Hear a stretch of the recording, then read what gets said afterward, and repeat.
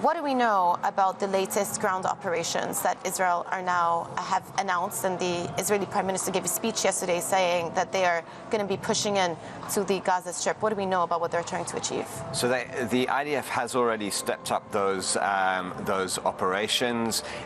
In the last 2 weeks, it's called up tens of thousands of reservists just for this moment, and effectively said it would come to this if Hamas didn't surrender and agreed to release the rest of the hostages that are still remaining, the 58 hostages that are still there.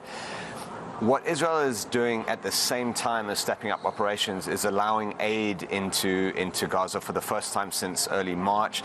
There was a trickle of trucks yesterday, if you like. The UN said it was a drop in the ocean.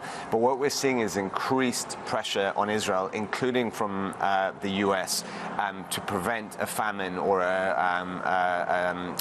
something akin to that in Gaza. It seems as though right now a lot of the attention on the mediation talks has shifted to the humanitarian crisis in Gaza, because, as you mentioned, it's been almost 3 months since aid has gone into the enclave. About 1/5 of the population are in a state of extreme starvation. Even 2/3 of the population are in a state of famine or close to it. So has there been a shift in terms of what mediators are trying to achieve, and the first order priority now really being about getting humanitarian aid and assistance into the enclave before thinking about ceasefire discussions again?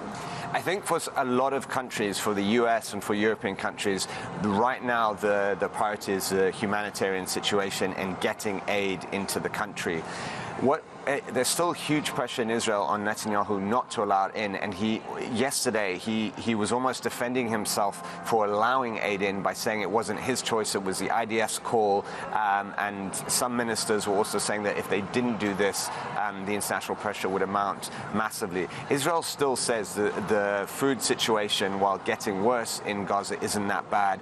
All the evidence from the likes of the UN and other international aid organizations say that's not the case, that already the situation regarding food and medicines is dire, and I think that's why you've seen this sort of renewed international push in recent days to make Israel end this aid blockade. And do we understand from our own reporting whether the US are actually putting any pressure on Israel, not just on the humanitarian side of things, but with these military operations?